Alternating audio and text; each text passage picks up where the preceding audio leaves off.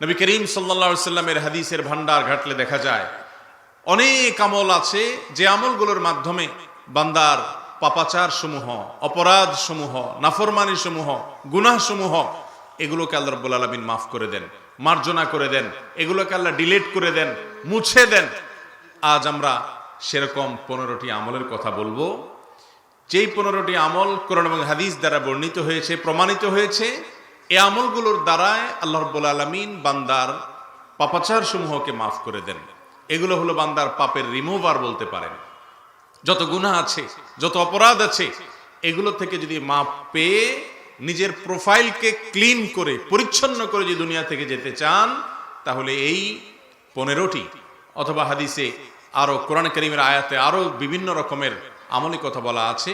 এই সব গুনাহ রিমুভার, গুনাহ দূরকারী আমলগুলো বেশি বেশি করতে হবে।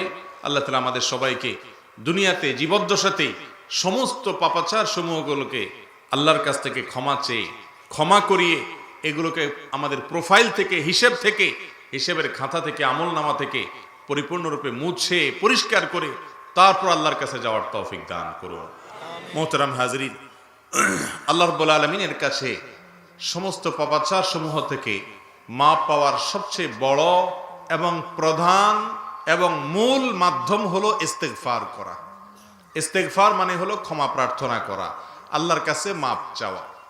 নবী করিম সাল্লাল্লাহু আলাইহি সাল্লাম ইরশাদ করেছেন, সহিহ মুসলিমে হাদিসটি বর্ণিত হয়েছে, বুখারীতেও বর্ণিত হয়েছে, যে আল্লাহর কোনো বান্দা যখন কোনো পাপ করে, অপরাধ করার সময় তার হয়তো মাথায় ছিল না, শয়তানের পালায় পড়ে অপরাধটা করে ফেলেছে, এরপরে তার যখন আল্লাহর কথা স্মরণ হয়েছে, সঙ্গে সঙ্গে সে আল্লাহ তাআলার কাছে মাপ চেয়েছে, ক্ষমা চেয়েছে এবং ক্ষমা চেয়ে আল্লাহর কাছে ফিরে এসেছে।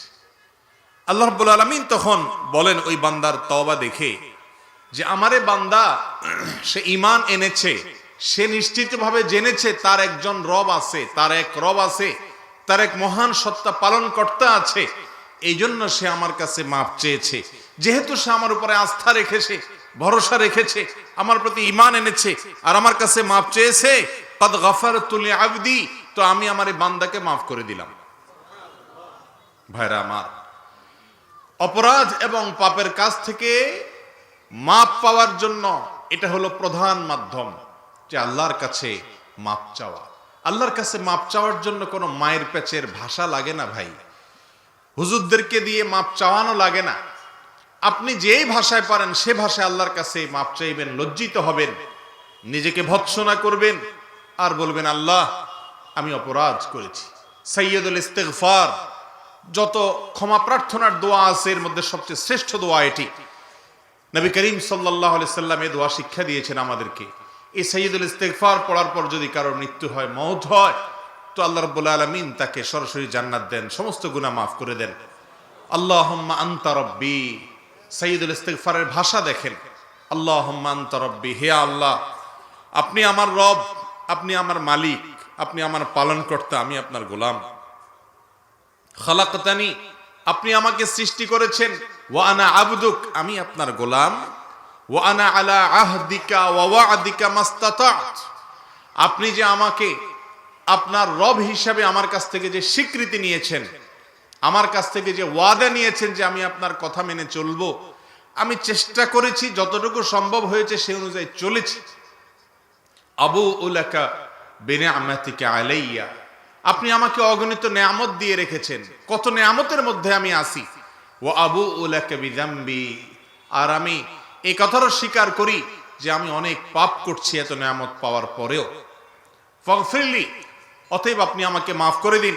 ফাইন্নাহু লা ইয়াগফিরুয যুনুবা ইল্লা আনতা, কারণ আপনি ছাড়া আর কেউ ক্ষমা করতে পারে না অপরাধ সমূহকে। তো এইভাবে আল্লাহর কাছে মাপ চাইবেন। যখনই কোনো অপরাধ হয়ে যাবে আল্লাহর কাছে মাপ চাইবেন। অপরাধের মাপ চাওয়ার মাধ্যমে আল্লাহর কাছ থেকে ক্ষমা চাওয়া যায়, ক্ষমা পাওয়া যায়, এটা হলো ক্ষমা পাওয়ার প্রধান মাধ্যম। এর পাশাপাশি তওবা, তওবাটা ইস্তিগফারের পরবর্তী স্টেপ। ইস্তিগফার হলো আল্লাহর কাছে শুধু মাপ চাওয়া, তওবাটা হলো নিজেকে ভৎসনা করে যে কেন আমি অপকর্ম করলাম, আল্লাহ আমাকে কত নেয়ামত দিয়ে রেখেছেন, আমি না আল্লাহর গোলাম। এরপর সেই অপরাধটা আর জীবনে কখনো করব না এই মর্মে মন থেকে সংকল্প করা, ওই অপরাধটাকে ছেড়ে আসা, আল্লাহর কাছে তো মাপ চাইতেই হবে, ইস্তেগফার তো আছেই, এর পাশাপাশি আর কখনোই অপরাধ করব না এই মর্মে সংকল্প করে সঠিক পথে ফিরে আসা। তওবার মানে হলো ফিরে আসা। শয়তানের কথা মতো চলেছি, পাপের কাজ করেছি, এরপরে আমি ফিরে আসলাম আল্লাহর কাছে, এর নাম কি? তওবা। এই তওবা এটা আল্লাহর কাছে অত্যন্ত পছন্দনীয় একটা আমল। আল্লাহ রাব্বুল আলামিন কোরআনে কারীমে বলেছেন যে ইন্নাল্লাহা ইউহিব্বুত তাওয়াবিন, নিশ্চয়ই আল্লাহ রাব্বুল আলামিন পছন্দ করেন, ভালোবাসেন কাদেরকে?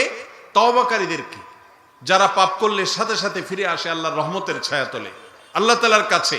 আল্লাহ তাআলা আমাদের সবাইকে তওবাকারীদের কাতারে শামিল হওয়ার তৌফিক দান করুন। ইস্তেগফার কিভাবে করবেন আর তওবাই বা কিভাবে করবেন? ইস্তেগফার করার নিয়ম হলো, কোনো অপরাধ হয়ে গেছে, গুনাহ হয়ে গেছে, আল্লাহর সাথে একটু কথা বলবেন। কথা বলবেন, অজু নাই, অসুবিধা নাই, বিনা অজুতেই বলতে পারবেন। মনে মনে আল্লাহকে বলবেন অথবা মুখে বলবেন, আল্লাহ অমুক অপরাধটা আমি করে ফেলেছি, শয়তানের দ্বারা প্ররোচিত হয়ে, বন্ধুদের পালায় পড়ে, আমার মনের টানে পড়ে আমি করে ফেলেছি। আল্লাহ আপনি ক্ষমাশীল, আপনি আমাকে মাফ করে দেন, এবং আর কখনো যেন অপরাধ না হয় আপনি আমাকে একটু সাহায্য করেন, আপনি আপনার রহমতে আমাকে টেনে আনেন। আল্লাহর সাথে একটু কথা বলবেন, এটাই হলো ইস্তেগফার, এটাই হলো ক্ষমা প্রার্থনা, আর কিছু না। আপনি যদি আরবিতে করতে চান তাহলে আস্তাগফিরুল্লাহ ওয়া আতুবু ইলাইহি, আস্তাগফিরুল্লাহ, শুধু আস্তাগফিরুল্লাহ বললে এটাও ইস্তেগফার হয়, ক্ষমা প্রার্থনা হয়, যার অর্থ হলো আমি আল্লাহর কাছে ক্ষমা প্রার্থনা করছি, আল্লাহর কাছে আমি মাপ চাইছি। এই জন্যই প্রিয় নবী সাল্লাল্লাহু আলাইহি সাল্লাম, যিনি আল্লাহর তরফ থেকে মাসুম ছিলেন, তার দ্বারা কোনো পাপ অপরাধ হতো না, সেই মহান ব্যক্তি আল্লাহর হাবিব, তিনি পর্যন্ত প্রতিদিন 70 বার বা তারও বেশি তওবা করতেন, ইস্তেগফার করতেন, 70 বারেরও বেশি প্রতিদিন ইস্তেগফার করতেন। ভাইরা আমার, সাইয়্যিদুল ইস্তেগফার পড়তেন, অথচ তিনি কোনো পাপ, কোনো অপরাধ, কোনো গুনাহ করতেন না। আল্লাহ রাব্বুল আলামিন তার মাধ্যমে আমাদেরকে শিক্ষা দিয়েছেন। এই জন্য আপনি দেখবেন সকাল বিকাল বিভিন্ন সময়ে আমাদেরকে নবী করিম সাল্লাল্লাহু আলাইহি ওয়াসাল্লাম ইস্তেগফারের আমল শিখাইছেন। আপনি কাজ করতেছেন, রাস্তা দিয়ে চলে যাচ্ছেন, আপনি মুখে বলেন আস্তাগফিরুল্লাহ, আস্তাগফিরুল্লাহ, এবং অর্থের দিক খেয়াল করেন। অর্থ হলো কি? আমি আল্লাহর কাছে কি চাই? ক্ষমা চাই। আস্তাগফিরুল্লাহ ওয়া আতুবু ইলাইহি, আমি আল্লাহর কাছে ক্ষমা চাই আর আল্লাহর দিকেই ধাবিত হই, আল্লাহর দিকেই রুজু করি। মানুষ পয়সার দিকে যায়, দুনিয়ার দিকে যায়, কোন মানুষের দিকে যায়, ক্ষমতার দিকে যায়, চেয়ারের দিকে যায়, পাওয়ারের দিকে যায়। আমি যাচ্ছি কার দিকে? আল্লাহর দিকে। আল্লাহর দিকে যাওয়ার রাস্তা কোনটা? যেই কাজ করলে আমার আল্লাহ খুশি হবেন, যে কাজ করার নির্দেশ আমার আল্লাহ করেছেন, যে কাজ করার নির্দেশ তার রাসূল সাল্লাল্লাহু আলাইহি সাল্লাম করেছেন, কোরআন হাদিসে যে কাজগুলো করতে বলেছে সেই কাজগুলো করা মানেই হলো আল্লাহর দিকে যাওয়া। অতএব বেশি বেশি ইস্তেগফার করব তো ইনশাআল্লাহ। ইস্তেগফারের নিয়ম জেনে নিলাম। সবচেয়ে সংক্ষিপ্ত এবং ছোট ইস্তেগফার হলো আস্তাগফিরুল্লাহ, আস্তাগফিরুল্লাহ। হঠাৎ হঠাৎ আপনি একাকী আছেন, একটু বলে উঠলেন আস্তাগফিরুল্লাহ, আল্লাহ আপনার কাছে ক্ষমা চাই। তাহলে পূর্বের যে অপরাধ আছে সেগুলো সব আল্লাহ তাআলা কি করবেন? ইনশাআল্লাহ মাফ করবেন। উঠতে বসতে চলতে ফিরতে ভাই এই আমলটা সব সময় করবেন। আস্তাগফিরুল্লাহ, আস্তাগফিরুল্লাহ, আস্তাগফিরুল্লাহ। এই আমলটা আমাদের মধ্যে নেই। আপনি যখন মধ্যপ্রাচ্যে যাবেন, বিশেষ করে সৌদি আরবে যাবেন, অনেক লোককে দেখবেন তারা উঠতে বসতে চলতে ফিরতে একাকী আছে, হঠাৎ করে মুখে বলে উঠে আস্তাগফিরুল্লাহ, আস্তাগফিরুল্লাহ। তার গুনার কথা মনে উঠেছে, পাপের কথা মনে উঠেছে যে আমার আমল নামায় কত পাপ লেখা হয়ে আছে, এই জন্য আমি আল্লাহর সঙ্গে একান্তে একটু মাপ চাই, আস্তাগফিরুল্লাহ। অতএব যত বেশি ইস্তেগফার করব, ক্ষমা চাইব, তত বেশি আমল নামা ক্লিন এবং পরিষ্কার হতে থাকবে। চেষ্টা করব না ইনশাআল্লাহ। আর দ্বিতীয় যেটা গুনাহকে এবং পাপসমূহকে মুছে দিবে, নিষ্পাপ করে দিবে, সেটা হলো তওবার পরবর্তী, ইস্তেগফারের পরবর্তী স্টেপ এবং ধাপ, সেটা হলো তাওবা। তাওবা শব্দের অর্থ হলো ফিরে আসা। একজন সন্তান বাবা মার অবাধ্য হয়ে বাড়ি থেকে বের হয়ে গেছে, নষ্ট হয়ে গেছে, অনেক উল্টাপাল্টা কাজ করেছে, এরপর তার এক সময় সম্বিত ফিরে এসেছে। সে বুঝতে পেরেছে যে আমি ভুল পথে গেছি, আমার জন্মদাতা বাবা, আমার গর্ভধারণকারিণী মা, তাদেরকে ফেলে তাদের কথা না শুনে অন্যায় পথে যাওয়া আমার ঠিক হয়নি। সে লজ্জিত হয়ে অনুতপ্ত হয়ে তার ভুল স্বীকার করে আর কখনো এমনটি করবে না, সেরকম সংকল্প মনে মনে করে যদি বাবা মার কাছে ফিরে আসে, বাবা মার কাছে ভালো লাগে কি লাগে না? কিরকম ভালো লাগে বলেন তো? অনেক সময় যেই ছেলে যেই মেয়েটা সব সময় কথা শুনে, ওইটার চাইতে নষ্ট হয়ে যাওয়া ছেলেটা মেয়েটা যদি ফিরে আসে তখন খুশি আরো বেশি লাগে, ঠিক না? ঠিক ঠিক একই ভাবে আল্লাহ রাব্বুল আলামিন কোরআনে হাকিমে ঘোষণা দিয়েছেন যে আল্লাহ রাব্বুল আলামিন ইউহিব্বুত তাওয়াবিন, তিনি কি করেন? তার কাছে যারা তওবা করে ফিরে আসে তাদেরকে তিনি অনেক বেশি পছন্দ করেন। ভাইরা আমার, অপরাধ হয়ে গেছে এটা বড় বিষয় নয়।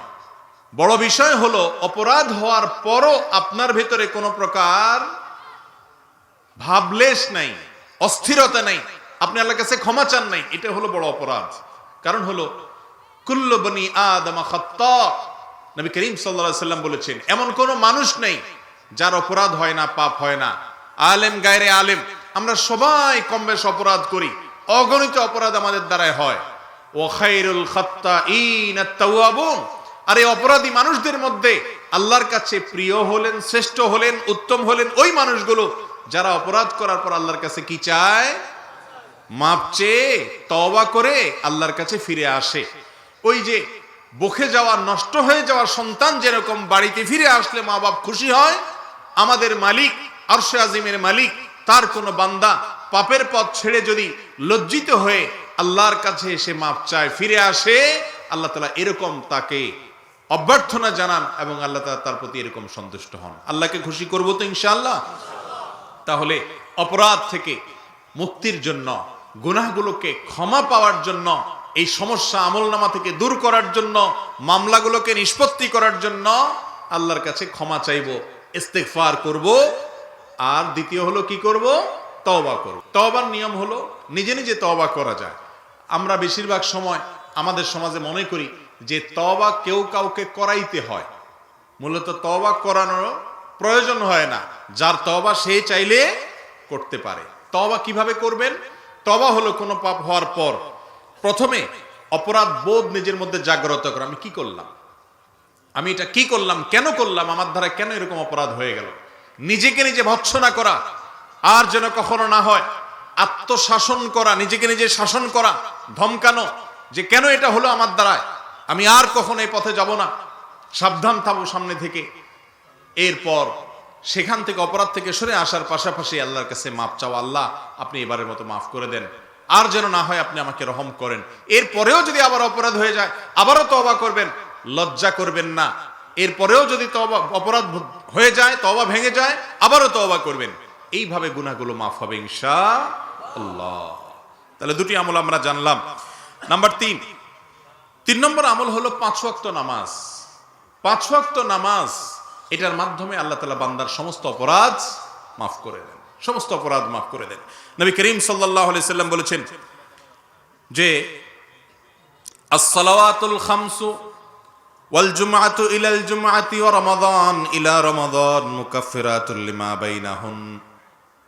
5 ওয়াক্ত নামাজ, এক নামাজ পড়ার পর আপনি যখন আরেক ওয়াক্ত নামাজ পড়বেন, পুরুষরা জামাতের সাথে, মহিলারা ওয়াক্ত মতো যার যার জায়গায়, এই এক নামাজের পরে আরেক নামাজ, ফজর নামাজ পড়ার পর যদি আপনি জোহরের ওয়াক্ত পড়েন সুন্দরভাবে, সঠিকভাবে, তাহলে ফজর থেকে জোহর পর্যন্ত যে পাপগুলো হয়, অপরাধগুলো হয় অগণিত, যেগুলো আপনি জানেনও না, খেয়ালও করেন না, এই নামাজ পড়ার মাধ্যমে আল্লাহ তাআলা এর মধ্যবর্তী সব গুনাহগুলোকে মাফ করে দেন। শর্ত হলো যখন কবিরা গুনাহ, মহাপাপ থেকে বেঁচে থাকবেন, তখন এই আমলের মাধ্যমে ছোটখাটো অপরাধ যেগুলো হয়ে থাকে অগণিত, সেগুলো সব আল্লাহ তাআলা কি করবেন? মাফ করে দিবেন। অতএব 5 ওয়াক্ত নামাজ নিয়মিত পড়া, এটাও হলো নিজের আমল নামাকে ক্লিন করা, অপরাধ থেকে মুক্ত করা, পরিচ্ছন্ন করা এবং প্রোফাইলকে পরিষ্কার করে আল্লাহর কাছে মাগফুর হয়ে, নিষ্পাপ হয়ে যাওয়ার জন্য একটা অন্যতম মাধ্যম। এই জন্য 5 ওয়াক্ত নামাজ পড়বো তো ইনশাআল্লাহ। 5 ওয়াক্ত নামাজ না পড়ে আল্লাহর কাছ থেকে ক্ষমা পাওয়ার আশা করা অত্যন্ত দুরূহ এবং কঠিন একটি কাজ। ইমানদার কখনো নামাজ ছাড়া থাকার সুযোগ নাই। 4 নম্বর আমল হলো ওযু। এটাকে আমরা নামাজের আগেও বলতে পারি, অজু এমন একটা আমল, এর মাধ্যমে আল্লাহ তাআলা পাপসমূহকে মাফ করে দেন। এখানে পাপসমূহ মাফ করা বলতে সগীরা গুনার কথা বলা হয়েছে, অর্থাৎ ছোটখাটো যে সমস্ত অপরাধ হয়ে থাকে এগুলো সব আল্লাহ তাআলা মাফ করে দেন অজুর মাধ্যমে। নবী করিম সাল্লাল্লাহু আলাইহি সাল্লাম বলেছেন, তোমাদের কারোর বাড়ির সামনে যদি একটা ঝর্ণা থাকে, পানির একটা লাইন থাকে, স্বচ্ছ পানির ধারা থাকে, আর কেউ যদি সেখানে দিনে 5 বার গোসল করে, তার শরীরে কোনো ময়লা থাকতে পারে? সাহাবীরা বললেন, ইয়া রাসূলুল্লাহ, অবশ্যই থাকতে পারে না। তখন নবী করিম সাল্লাল্লাহু আলাইহি সাল্লাম বলেছেন, কোন ব্যক্তি যদি 5 ওয়াক্ত নামাজ পড়ে, তাহলে সেই ব্যক্তিরও আমল নামায় কোনো পাপ অপরাধ থাকতে, তবে এখানে ছোট ছোট অপরাধের কথা বলা হচ্ছে। বান্দার হক বা মানুষের হক নষ্ট করার যে অপরাধ, সেগুলো কিন্তু নামাজ দ্বারা মাফ হবে না, সে বিষয়ে আমরা পরে বলবো ইনশাআল্লাহ। অতএব 5 ওয়াক্ত নামাজের দ্বারায় বান্দার যে সমস্ত অপরাধ হয়ে থাকে, পাপাচার হয়ে থাকে, সেগুলোকে আল্লাহ মাফ করেন। ওযুর মাধ্যমে আল্লাহ তাআলা বান্দার গুনাহসমূহকে মাফ করেন। ওসমান ইবনে আফফান রাদিয়াল্লাহু তাআলা বর্ণিত হাদিসে নবী করিম সাল্লাল্লাহু আলাইহি সাল্লাম বলেছেন, নবী করিম সাল্লাল্লাহু আলাইহি সাল্লাম সম্পর্কে তিনি বলেছেন, ওযু দেখিয়েছেন যে নবী করিম সাল্লাল্লাহু আলাইহি সাল্লাম ওযু করেছেন। এরপর তিনি বলেছেন, যে ব্যক্তি এইভাবে ওযু করবে, অর্থাৎ নবী করিম সাল্লাল্লাহু আলাইহি সাল্লাম যেভাবে ওযু করতে বলেছেন, হাত 3 বার ধোয়া, 3 বার কুলি করা, 3 বার নাকে পানি দেওয়া, মেসওয়াক করা, মুখ ধোয়া, যেভাবে সুন্নাত পদ্ধতিতে ওযুর কথা বলা হয়েছে, এইভাবে যদি কেউ ওযু করে, তাহলে গফিরা লাহু মা তাকাদ্দামা মিন যামবি, এই ওযুর ফলে ওযুর আগের সমস্ত গুনাহগুলো মাফ হয়ে যায়। অন্য অনেক হাদিস থেকে বোঝা যায়, ওযুর অঙ্গ প্রত্যঙ্গগুলো থেকে যখন মানুষ ওযু করে, পানির সাথে মানুষের পাপাচার সমূহ আল্লাহ তাআলা সাফ করে দেন। এই জন্য ওযু এটাও পাপ মোচনকারী, গুনাহ মাফকারী আমলগুলোর মধ্যে থেকে অন্যতম। এরপরে 5 নম্বর আমল হলো জুমার নামাজ। জুমার নামাজ সম্পর্কে একটু আগে আমরা হাদিস শুনলাম যে এক জুমার পর অপর জুমা যখন আপনি পড়েন, মাঝখানে যখন কোনো কবিরা গুনাহ না করেন, অর্থাৎ 5 ওয়াক্ত নামাজও পড়েন, বড় কোনো অপরাধ করবেন না, ইনশাআল্লাহ বিইذনিল্লাহ এর মাধ্যমে আল্লাহ তাআলা ছোটখাটো অপরাধ সমূহ মাফ করে দিবেন। এরপরে 7 নম্বরের আমল হলো, 6 নম্বরের আমল হলো রমজান মাসে রোজা রাখা এবং রমজান মাসে তারাবি পড়া। নবী করিম সাল্লাল্লাহু আলাইহি সাল্লাম বলেছেন, মান কামা রমাদানা ঈমানান ওয়া ইহতিসাবা গুফিরা লাহু মা তাকাদ্দামা মিন যামবি, যে ব্যক্তি রমজান মাসে দাঁড়িয়ে, যে ব্যক্তি রমজান মাসে রোজা রাখবে ঈমানের সাথে, ইখলাসের সাথে, তার পূর্বের সমস্ত গুনাহ মাফ হয়। ওমান কামা রমাদানা ঈমানান ওয়া ইহতিসাবা গুফিরা লাহু মা তাকাদ্দামা মিন যামবি, যে ব্যক্তি রমজান মাসে রাতে দাঁড়িয়ে তারাবির নামাজ পড়ে, তার সমস্ত পেছনে গুনাহ আল্লাহ তাআলা মাফ করে দেন। এইজন্য বান্দা আল্লাহর কাছ থেকে গুনাহগুলোকে মাফ করানোর জন্য রমজানকে বিশেষ সুযোগ হিসেবে গ্রহণ করবে। রমজান আমাদের সামনে আসছে, রোজাগুলো ঠিকমতো রাখা এবং তারাবি নামাজগুলো সঠিকভাবে নিয়মিত আদায় করা, এটাও গুনাহ মাফের অন্যতম একটা মাধ্যম এবং উপায়। 7 নম্বর আমল হলো হজ এবং উমরা করা। যাদেরকে আল্লাহ তৌফিক দিয়েছেন তারা এটা করবেন, কারণ নবী করিম সাল্লাল্লাহু আলাইহি সাল্লাম বলেছেন, মান হাজ্জা ফালাম ইয়ারফুস ওয়ালাম ইয়াফসুক রাজাআ কায়াউমি ওয়ালাদাতহু উম্মু, যে ব্যক্তি হজ করতে গেল এবং সেখানে গিয়ে কোনো পাপে লিপ্ত হলো না, কোনো গুনাহে লিপ্ত হলো না, সে ব্যক্তি সেখান থেকে যখন ফিরে আসবে, মায়ের পেট থেকে ভূমিষ্ঠ হওয়া সন্তানের মতো নিষ্পাপ হয়ে ফিরে আসবে। এক্ষেত্রেও তার সমস্ত সগীরা গুনাহসমূহ আল্লাহ তাআলা মাফ করে দিবেন। এরপর 8 নম্বরের আমল হলো সাদাকা করা, দান করা। মাইকের অবস্থা কেন ভাই? মাইকেলা ভাই খেয়াল করেন না, শোষো করতেছে সারাক্ষণ। 8 নম্বর আমল হলো সাদাকা করা এবং দান করা। এই সম্পর্কে বুখারী মুসলিম একযোগে বর্ণনা করেছেন, নবী করিম সাল্লাল্লাহু আলাইহি সাল্লাম বলেছেন, ফিতনাতুর রাজুলি ফি আহলিহি ওয়া মালিহি ওয়া ওয়ালাদিহি তুকাফিরুহা আস-সালাহ ওয়াস-সিয়াম ওয়াস-সাদাকা ওয়াল আমরু বিল মারুফ ওয়ান নাহয়ু আনিল মুনকার। একজন মানুষ বিভিন্ন পাপাচারে লিপ্ত হয়ে যায়, বিভিন্ন ভুলভ্রান্তি হয়ে যায়, অগণিত গুনাহ হয়ে যায়, এটা থেকে মাপ পাওয়ার মাধ্যম হলো এই গুনাহগুলোকে রিমুভ করে দেয়, দূর করে দেয় হলো দান সাদাকা। হালাল উপার্জন থেকে যখন সাদকা করবেন, দান করবেন, এর মাধ্যমে আল্লাহ তাআলা গুনাহ মাফ করে দিবেন ইনশাআল্লাহ। 9 নম্বর আমল হলো মুমিনরা একে অন্যের জন্য দোয়া করলে, বিশেষ করে জানাজার নামাজ। এক হাদিসে আসছে নবী করিম সাল্লাল্লাহু আলাইহি সাল্লাম 100 লোকের কথা বলেছেন। কোন ব্যক্তির জানাজা যদি 100 মানুষ উপস্থিত হয়, তারা সবাই ওই মৃত ব্যক্তির জন্য দোয়া করে, আল্লাহ তাকে মাফ করে দাও, তো আল্লাহ তাআলা তাদের সবাই দোয়া কবুল করেন ওই ব্যক্তির জন্য। অন্য বর্ণনাতে 40 জনের কথা আসছে, বেশি সংখ্যক ইমানদার মানুষ, এবং যেখানে 40 জনের কথা আসছে সে হাদিসে বলা আছে যারা দোয়া করবে তারা কেউ শিরকে লিপ্ত হবে না, এরকম তাওহীদ পরিচ্ছন্ন আছে, ঈমান এবং আকীদা ঠিক মতো আছে, এইরকম 40 জন মানুষ দোয়া করলে ওই মুর্দাকে আল্লাহ তাআলা মাফ করে দিবেন। 10 নম্বর আমল হলো বিপদ আপদে ধৈর্য ধারণ করা, সবর করা। এটাও গুনাহ মাফের অন্যতম একটা মাধ্যম। নবী করিম সাল্লাল্লাহু আলাইহি সাল্লাম বলেছেন, বান্দার যখন জীবনে কোনো বিপদ আসে, কোনো মুসিবত আসে, সে যখন সে মুসিবতে সবর করে, ধৈর্য ধারণ করে, আল্লাহ তাআলা প্রতিটি বিপদে ধৈর্য ধারণের বিনিময়ে তার গুনাহ মাফ করে দেন। এমনকি কারোর পায়ে কাঁটা বিদ্ধ হয়েছে, কোন জায়গায় যাচ্ছেন আপনি, পায়ে কাঁটা ফুটে গেছে, তো এর ফলে আপনার কষ্ট হয়েছে, আপনি কোনো বাজে কথা না বলে, মুখ খারাপ না করে ধৈর্য ধারণ করলেন, মেনে নিলেন, সবর করলেন, চুপ থাকলেন, এর মাধ্যমে আল্লাহ রাব্বুল আলামিন বান্দার আমল নামা থেকে গুনাহ মুছে দেন। এই জন্য আল্লাহ যাদেরকে ভালোবাসেন, আল্লাহ যাদেরকে পছন্দ করেন, অনেক সময় তাদেরকে বিপদ দেন, অনেক সময় তাদেরকে কষ্ট দেন। উদ্দেশ্য, আল্লাহ চান যে কষ্ট দেওয়ার পর বান্দা একটু সবরটা করতে পারলে তার আমল নামা থেকে গুনাহগুলোকে মুছে দিবেন। অতএব বিপদ আপদে সবর বা ধৈর্য ধারণ করবো তো ইনশাআল্লাহ। আল্লাহ তাআলা আমাদেরকে আমলের তৌফিক দান করুন। 11 নম্বর আমল হলো গুনাহ হয়ে যাওয়ার পর বিশেষভাবে 2 রাকাত নামাজ আল্লাহর কাছে আদায় করা। আবু দাউদের হাদিসে বর্ণিত হয়েছে, নবী করিম সাল্লাল্লাহু আলাইহি সাল্লাম বলেছেন, আবু বকর সিদ্দিক রাদিয়াল্লাহু আনহু হাদিসটি বর্ণনা করেছেন যে নবী আলাইহিস সালাম ইরশাদ করেছেন, মা মিন আবদিন ইউযনিবু যামবান ফায়ুহসিনুত তুহুর, কোন ব্যক্তি যদি কোনো অপরাধ করে ফেলে, কোনো গুনাহ হয়ে যায়, একটা বড় পাপ করে ফেলছেন, সাথে সাথে সুন্দর করে আগে ওযু করবেন, ভালো করে ওযু করার পর সুম্মা ইয়াকুম, এরপরে দাঁড়িয়ে যাবেন, ফায়ুসাল্লি রাকাতাইন, তারপর 2 রাকাত নামাজ পড়বেন খুব সুন্দর করে ধীরে ধীরে, সুম্মা ইস্তাগফিরুল্লাহ, এরপর আল্লাহর কাছে মাপ চাইবেন, আস্তাগফিরুল্লাহ ওয়া আতুবু ইলাইহি, নিজের ভাষায় আল্লাহর কাছে ক্ষমা চাইবেন, মাপ চাইবেন, আল্লাহ আপনি মাফ করে দেন, ইল্লা গাফারাল্লাহু লাহ, এরকম করলে আল্লাহ তাআলা অবশ্যই তার অপরাধ মাফ করে দিবেন। এটাকে সালাতুত তাওবা বলা হয়, তওবার নামাজ। গুনাহ হয়ে গেছে, 2 রাকাত নামাজ পড়লেন, আল্লাহর কাছে ইস্তেগফার এবং ক্ষমা প্রার্থনা করলেন, আল্লাহ তাআলা মাফ করে দিবেন ইনশাআল্লাহ। কোরআনে কারীমে আল্লাহ রাব্বুল আলামিন ইরশাদ করেছেন, আউযু বিল্লাহি মিনাশ শাইতানির রাজীম, ওয়াল্লাযীনা ইযা ফাআলু ফাহিশাতান আও যালামু আনফুসাহুম, আল্লাহর বান্দা তারা যারা কোনো অপরাধ করে ফেললে, গুনাহ হয়ে গেলে, নিজের প্রতি কোনো অবিচার হয়ে গেছে, যাকারুল্লাহ, সঙ্গে সঙ্গে আল্লাহর কথা স্মরণ হয়ে গেছে যে আল্লাহ তো দেখছেন, আল্লাহ দেখেছেন আমি কি করেছি, দুনিয়ার মানুষ না দেখলেও আল্লাহ দেখেছেন, আল্লাহ জানেন।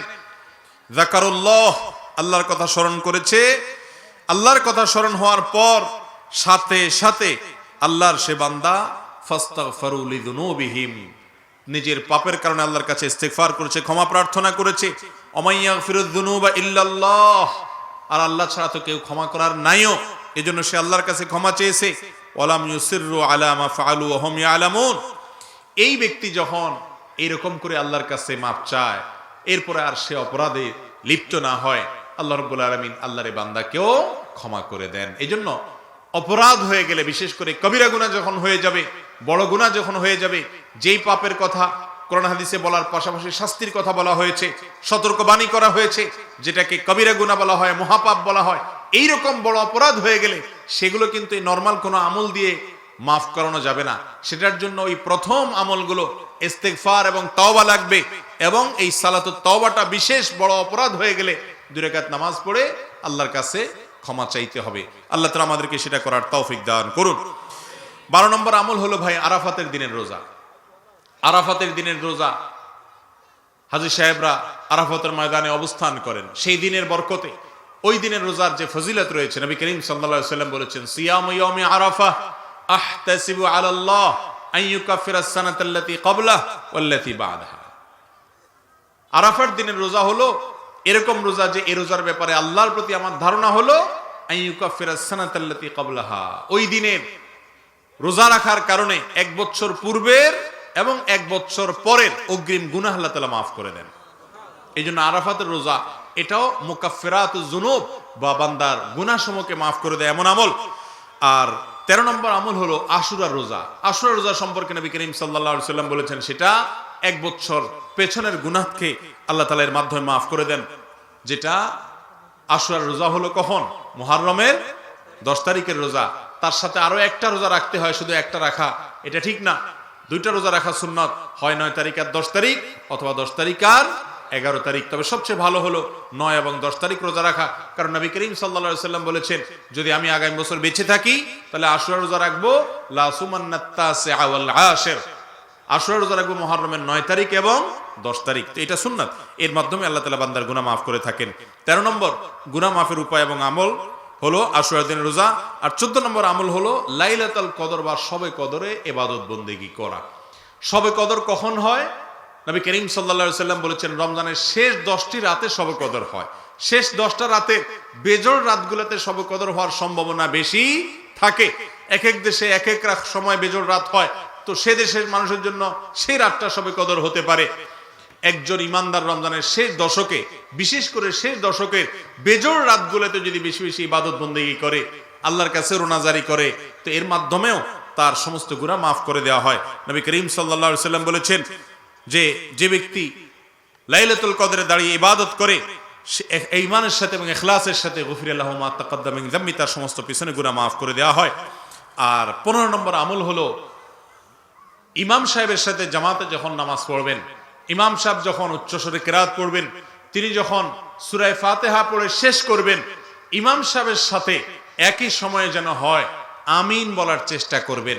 নবী করিম সাল্লাল্লাহু আলাইহি সাল্লাম বলেছেন ইমাম যখন নামাজে ইমামতি করে, তিনি যখন সূরা ফাতিহার পর আমিন বলেন, তার আমিনে বলার সময় যখন মুক্তাদিরাও আমিন বলে, এই সময় আল্লাহর ফেরেশতারাও সাথে আমিন বলে।